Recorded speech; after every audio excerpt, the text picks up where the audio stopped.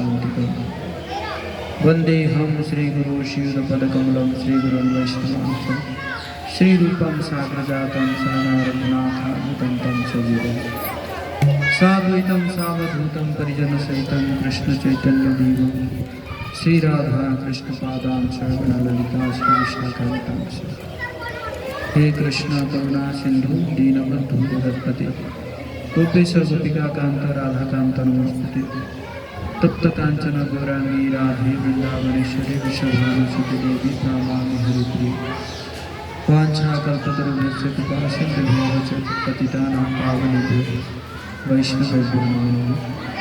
जय श्री कृष्ण चैतन्य प्रभु नित्यानंद श्री अद्वैत गदाधर श्रीवासादि गौर भक्तवृंद हरे कृष्णा कृष्ण कृष्ण हरे हरे हरे राम राम राम हरे हरे। नमो ओम विष्णुपदाय कृष्ण कृष्णाय श्रीमते भक्तिवेदांत स्वामी नामिने नमस्ते सरस्वती देवी गौरवाणी प्रचारी निर्विशेष शून्यवादी पाश्चात्य करती वाचालं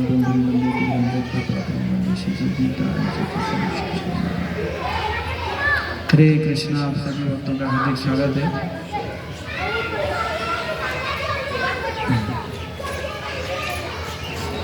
तो बहुत दिनों के बाद आज हम यहाँ पे बैठ के कुछ भगवान जी का नाम कीर्तन कर रहे हैं।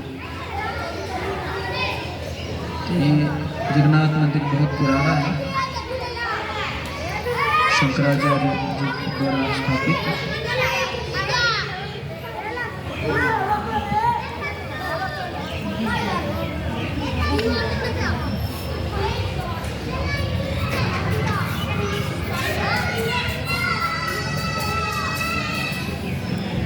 तो जगन्नाथ जी जो है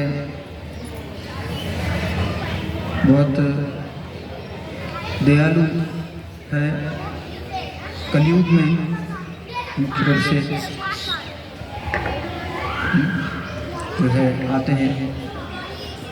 कलयुग में वैसे मतलब कोई अवतार नहीं लेते हैं। कलयुग में जगन्नाथ जी आते हैं भगवान के रूप में,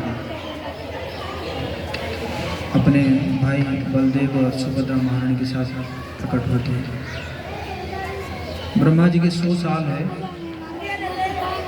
तो 100 साल में 50 साल जो है भगवान रहते हैं, नील माधव के रूप में रहते हैं जगन्नाथपुरी में। और 50 साल के बाद फिर भगवान ये जगन्नाथ बलदेव सुभद्रा महारानी के रूप में प्रकट होते हैं। और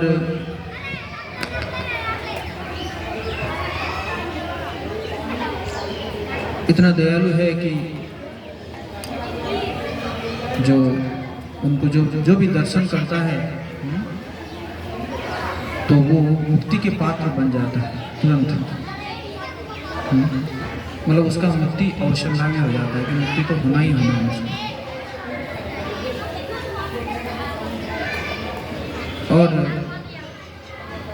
जगन्नाथपुरी में भी उनका नित्य लीला चलता रहता है। उनके जो सेवा है उन लीलाओं के हिसाब से सेवा चेंज हो जाता है।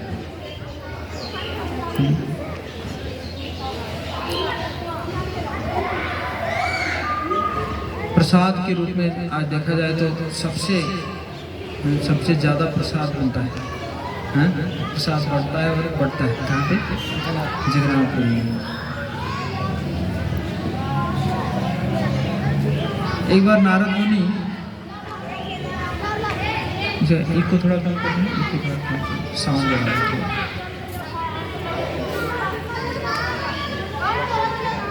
एक बार नारद मुनि जो है वो वैकुंठ में गए थे और प्रसाद उनको मन हुआ कि मैं आज नारायण जी का प्रसाद पाऊँ।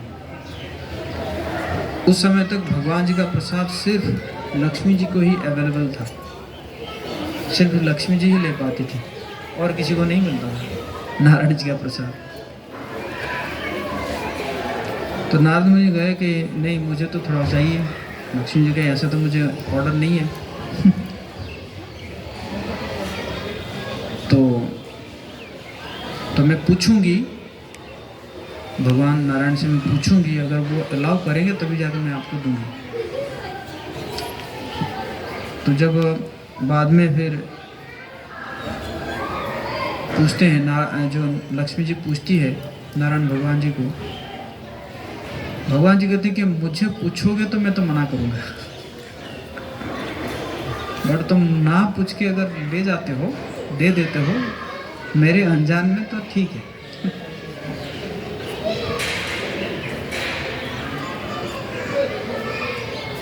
लेकिन ये बात जो तो ज़्यादा है ना, ज़्यादा फैलना नहीं चाहिए। तो लक्ष्मी जी क्या करती कि दूसरी बार जब प्रसाद पा रही थी तो नारद मुनि पहुँच गए। तो लक्ष्मी जी ने कहा कि ठीक है मैं दे रही हूँ, लेकिन आप किसी को बताना मत। तो लक्ष्मी जी नारद मुनि को दे दिए। तो नारद मुनि, वैसे तो नारद मुनि को किसी चीज़ का वो सीक्रेट रखे नहीं पाते। तो वो प्रसाद लेते हैं, और जैसे ही प्रसाद लेते हैं तो क्या होता है कि उनके अंदर सारे सात्विक भाव का लक्षण प्रकट होता है। और उस दिन उनके वीणा से अद्भुत जो है निकलता है, धूम निकलता है, और बजाते बजाते एकदम नाच नाच के चल रहे हैं। नारद मुनि बजाए वीणा, राधिका रमण नामे। वीणा बजाते बजाते नाच नाचते चल रहे हैं, और चलते चलते कैलाश क्रॉस कर रहे हैं, और नाच नाच के। शिव जी देखे कि आज क्या हो गया इनको, ये तो बड़ा अद्भुत डांस कर रहे हैं आज, और आज बड़ा अद्भुत धुन निकल रहा है इनके वीणा से, क्या बात है।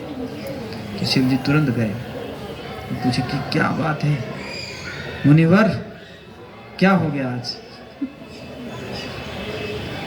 तो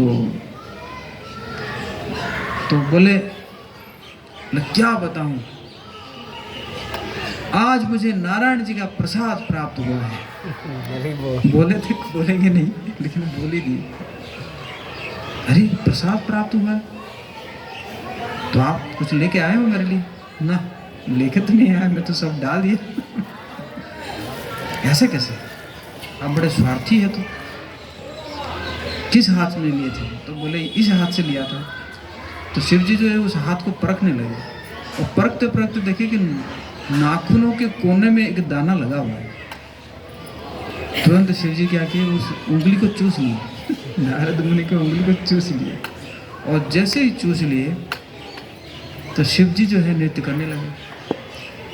नटराज अद्भुत नृत्य करने लगे, जो नृत्य की वो प्रलय के समय में करते हैं। प्रलय के समय में शिव जी ऐसा नृत्य करते हैं कि पूरा संसार तमोगुण से भर जाता है और जल से भर जाता है। तो ऐसे नृत्य करने लगे। पार्वती माता ने कहा क्या हो गया उनको, आज तो असमय में नृत्य कर रहे हैं, समय आया नहीं है ना। तो क्या हो गया स्वामी जी, स्वामी क्या हो गया स्वामी, मुझे कुछ बताइए, क्यों नृत्य कर रहे हैं, क्या हो गया, आप असमय में क्यों नृत्य कर रहे हैं आप? बोले मुझे आज नारायण जी का महाप्रसाद प्राप्त हुआ है। तो पार्वती माता ने कहा मेरा अंश कहाँ है, मेरा भाग कहाँ है, मैं तो आपका अर्धांगिनी हूँ, आपकी अर्धांगिनी हूँ। तो अर्धांगिनी में तो आधा भाग होना चाहिए। तो तुरंत शिव जी के मुंह से निकल गया, आप माया हो, आपके उस प्रसाद के ऊपर कोई अधिकार नहीं है। क्योंकि पार्वती क्या है, माया देवी है, दुर्गा देवी पार्वती सब एक ही है।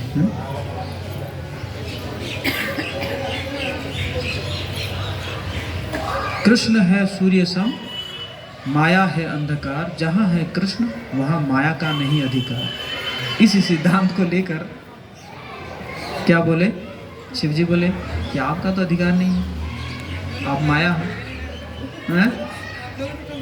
छोड़ ही नहीं रहे। कृष्ण की तब भी माया चल ही रहा है।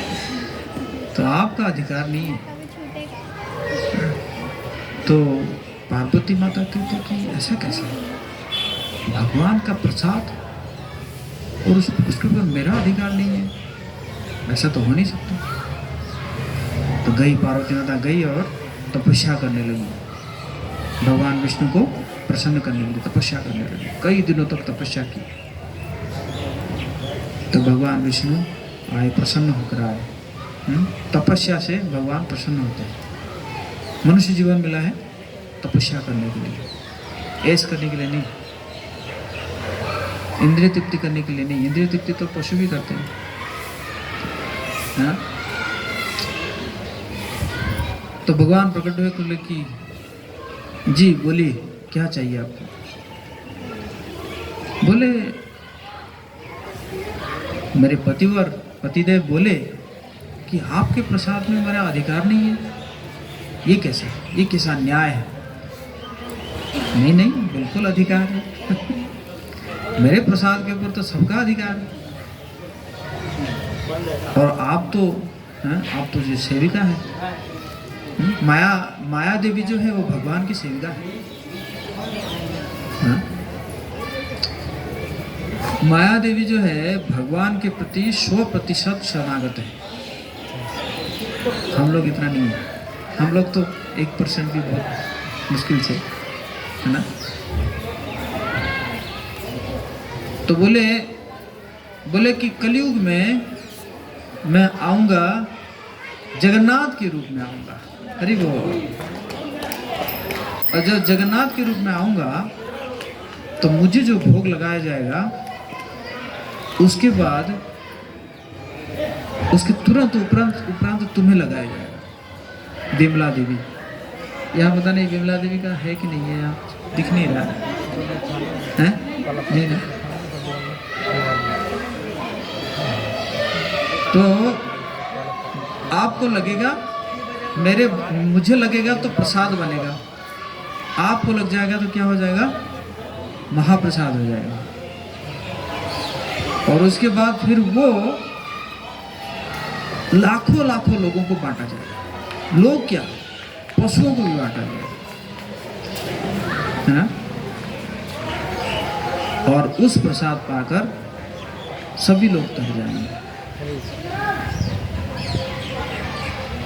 तो विमला देवी की कृपा से, पार्वती माता की कृपा से आज जगन्नाथपुरी में, है ना, कम से कम 90 क्विंटल राइस बनता है रोज। 90 क्विंटल राइस बनता है कम से कम, बिना ऑर्डर का। और ऐसा नहीं कभी वेस्ट हो गया, ख़त्म हो गया, जो सड़ गया, ऐसा कुछ नहीं है। और उसके बाद तो ऑर्डर होता है तो और भी ज़्यादा बनता है। तो ये है महाप्रसाद की महिमा।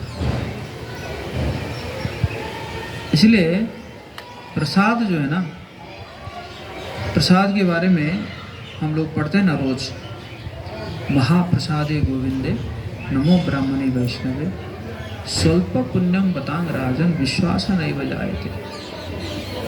भगवान जी का प्रसाद को समझने के लिए स्वल्प पुण्य वाला व्यक्ति को समझ नहीं पाएगा।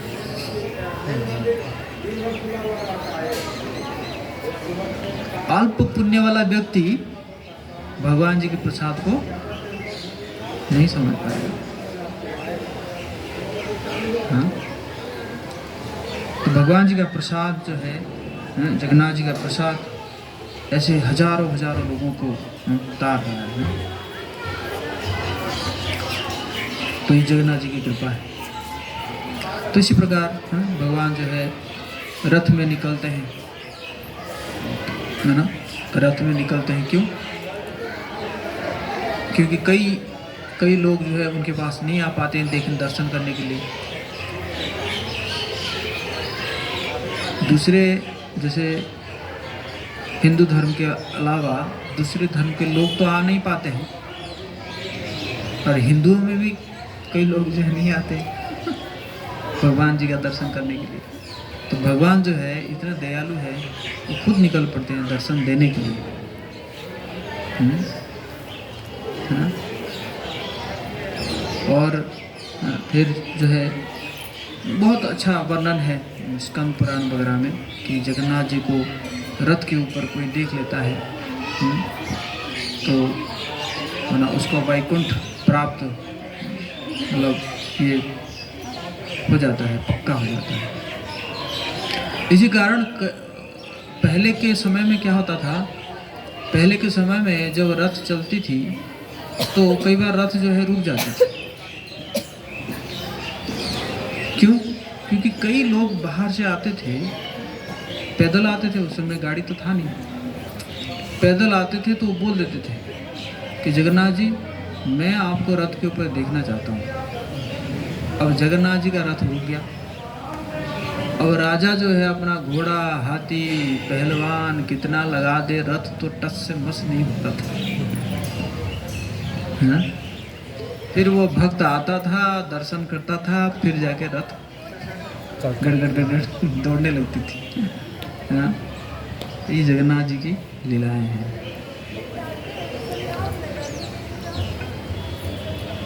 एक औरंगजेब का एक सेनापति का नाम था लाल बेग। तो लाल बेग जो है, लाल बेग को औरंगजेब भेजा था, उड़ीसा भेजा था कि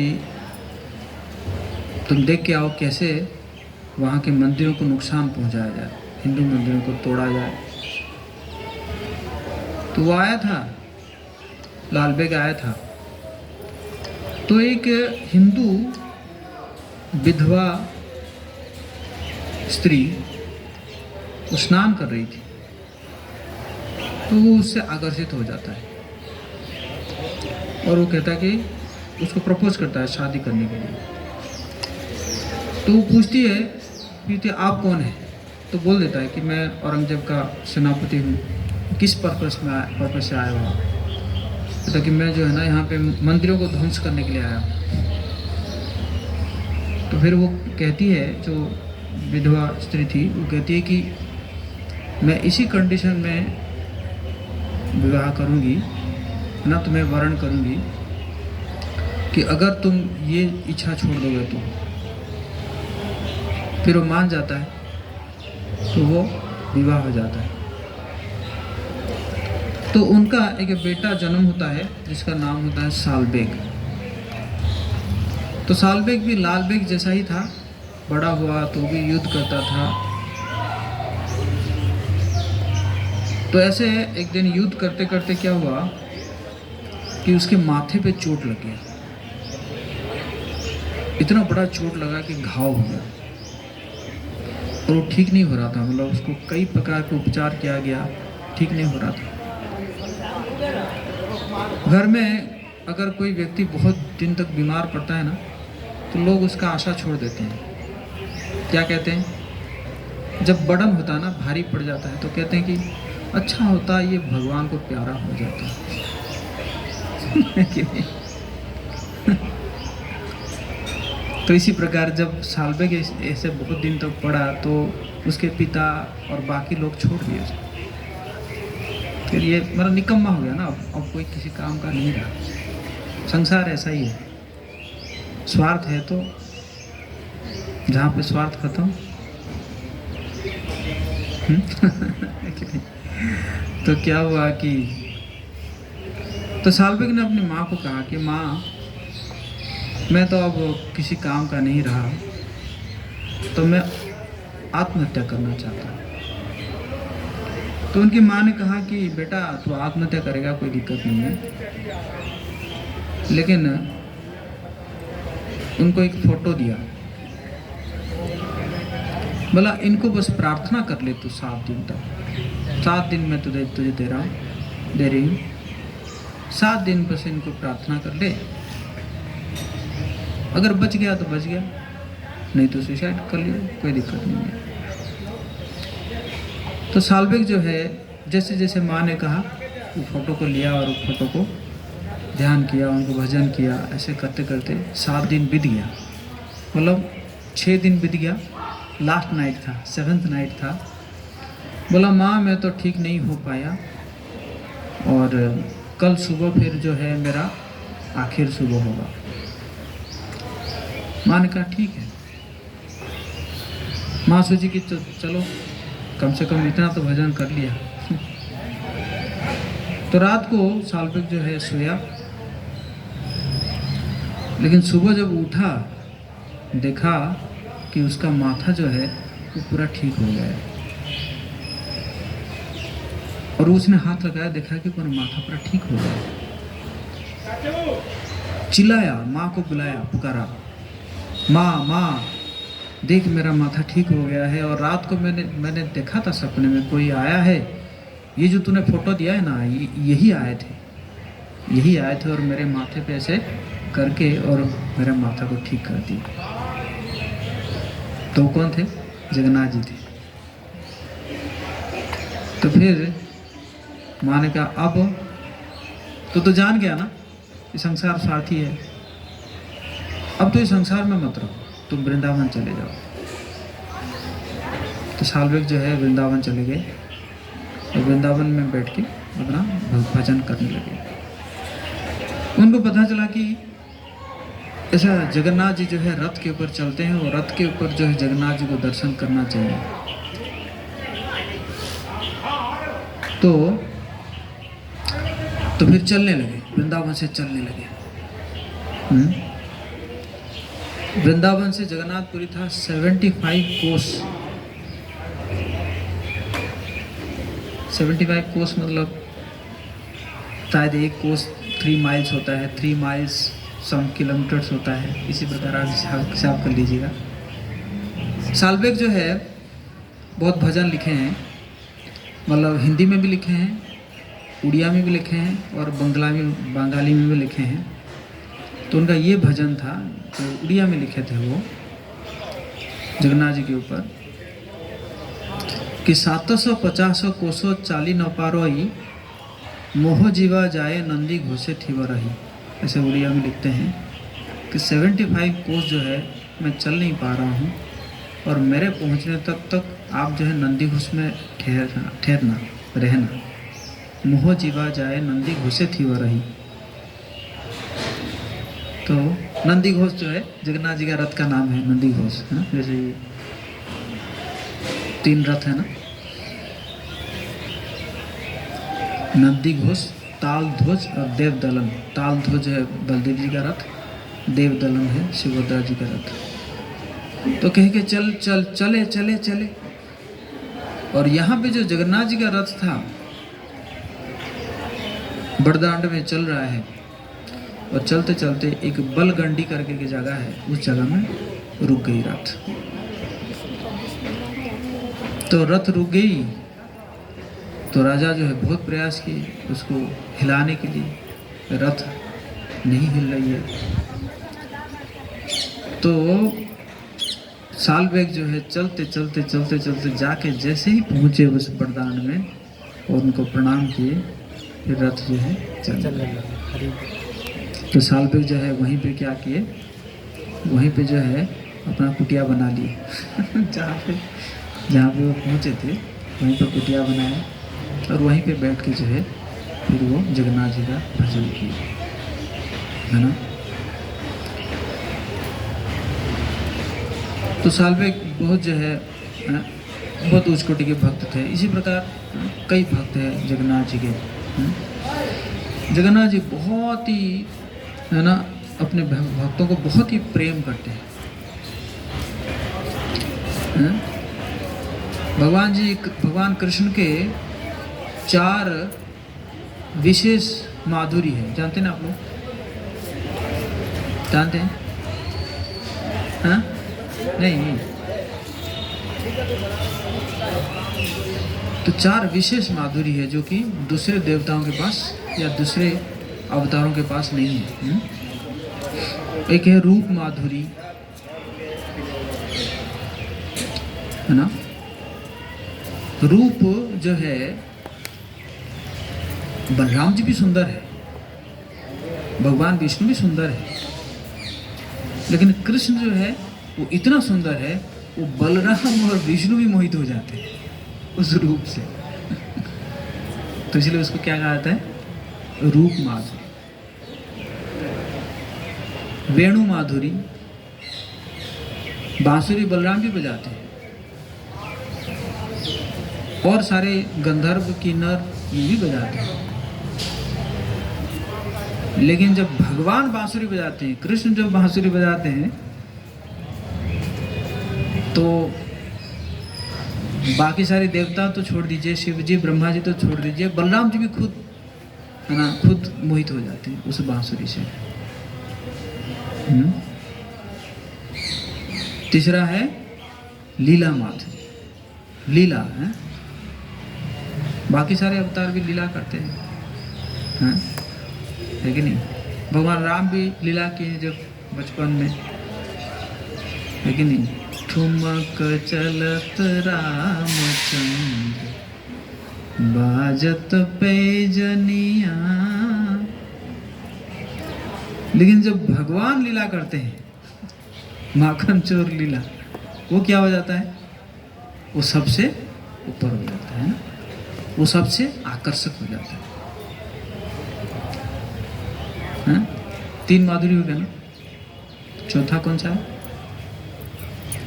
प्रेम माधुरी।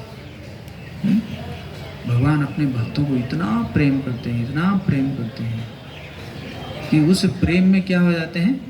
खुद बंध जाते हैं, खुद बंध जाते हैं,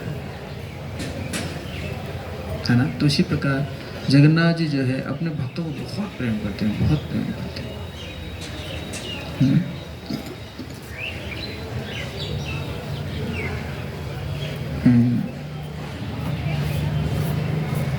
कई बार देखा गया है भगवान जो है राजा को भी एकदम गुस्से में डांट देते हैं, अरे तेरा ये साहस, मेरे भक्तों के साथ तूने ये कर दिया।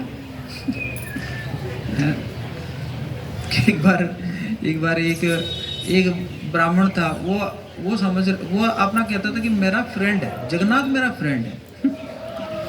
हमें मस्त में रहता है था, जगन्नाथ जी मेरा फ्रेंड है, जगन्नाथ मेरा फ्रेंड है, बंधु है ना, मेरा बंधु है वो। तो उसकी पत्नी ने कहा, अरे घर में खाना पीना कुछ है नहीं, तुम्हारा अगर वो बंधु है, कुछ खाना पीना तो लाओ, घर में कुछ खाना पीना है नहीं, बच्चे भूखे हैं, तो तुम बंधु बंधु कह के चल रहे हो। तो चलो ठीक है, चलते हैं। चले, जाके पहुंच गए, है ना, पहुंच गए वहाँ पे पुरी में पहुंच गए। रात हो गई थी, तो क्या करे, चलो आज सो जाते हैं, आज तो बंधु सो गए होंगे, लेट गए होंगे, चलो सो जाते हैं, सुबह फिर बात होगी कह के वहीं पे सिंह द्वार के पास सो गए।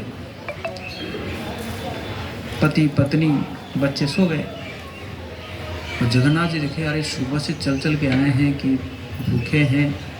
तो जगन्नाथ जी खुद जो है अपना जो थाली है, रत्न थाली बोलते हैं, उसमें पूरा एकदम भरपूर बढ़िया प्रसाद एकदम लेके आए और आके बोले खा लो, उठा जगाए। तो सब जगह आए, बंधु आए हैं, तो खा लो क्योंकि जगन्नाथ जी थाली देके चले गए। तो सुबह वो लोग खा लिए, खा के वो थाली पड़ा हुआ है अपना, सो गए। सुबह जब पुजारी ने देखा, रही ये थाली अंदर से ये लोग इतना बड़ा चोर है, तो ये अंदर जाके थाली चुरा के ले गए। तुरंत राजा के पास खबर पहुंचा और तुरंत जेल में बंद।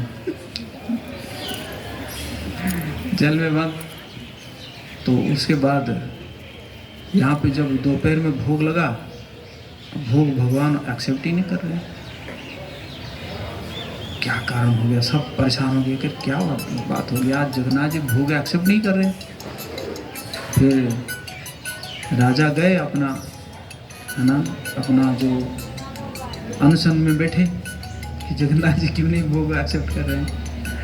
तो जगन्नाथ जी जो है सपने में आए, तो देखे मेरा बंधु है, वो आया, मैंने अपना थाली दिया, तेरा बाप का क्या जा रहा था? दिया था मैंने, मेरा चीज है, मेरा भोग है, सब कुछ तो मेरा है, और तूने उसको बंद कर दिया। तो राजा ने कहा सॉरी सॉरी सॉरी, बहुत बड़ी गलती हो गई।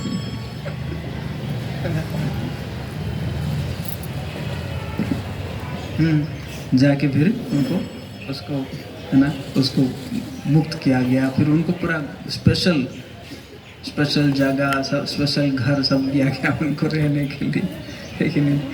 तो इसी प्रकार जो है भगवान जो है काफ़ी लीलाएं करते हैं ना, लीलाएं भी करते हैं और भगवान भक्तों को जो है क्या देते हैं, प्रेम भी देते हैं, है ना। तो इसी प्रकार ये यहाँ पे सीताराम लक्ष्मण हनुमान जी भी है। लगभग मुझे लगता है कि 3-4 साल पहले ही सीताराम लक्ष्मण हनुमान यहाँ पे स्थापित किया गया है। भगवान राम भी जो है बहुत दयालु है। विभीषण जब शरण में आए थे तो भगवान ने कहे थे, हालांकि कोई नहीं चाहता था कि विभीषण को भगवान शरण दे। क्यों? क्योंकि शत्रु का था, है ना, शत्रु पक्ष का था, पता नहीं क्या करेगा, सब रात जब जान जाएगा, किसी को भरोसा नहीं हो रहा था। लेकिन विभीषण ने यही कहा कि मैं आपका हूँ। क्या बोला? मैं आपका हूँ, हे राम मैं आपका हूँ। तो भगवान ने कहा देखो, कोई अगर ऐसा अपने दिल से कह देता है कि मैं आपका हूँ, चाहे वो मेरा शत्रु क्यों ना हो, मैं उसको त्याग नहीं सकता। मैंने इसे प्राण लिया है, मैंने इसे शपथ लिया है कि कोई अगर ऐसे कह देगा कि हे भगवान मैं आपका हूँ, तो मैं उसको त्याग नहीं सकता। इसलिए मुझे तो ग्रहण करना ही पड़ेगा, है कि नहीं। तो इसी प्रकार जो है भगवान राम भी इतने दयालु है, शत्रु को भी शरण देते हैं। हरे कृष्णा कृष्णा कृष्णा हरे हरे, हरे राम राम राम हरे हरे। जगद्गुरु श्री प्रभुपाद की, श्री श्री जगन्नाथ बलदेव सुभद्रा महारानी की, श्री श्री सीताराम लक्ष्मण हनुमान की, जय गौर सीताराम प्रेम।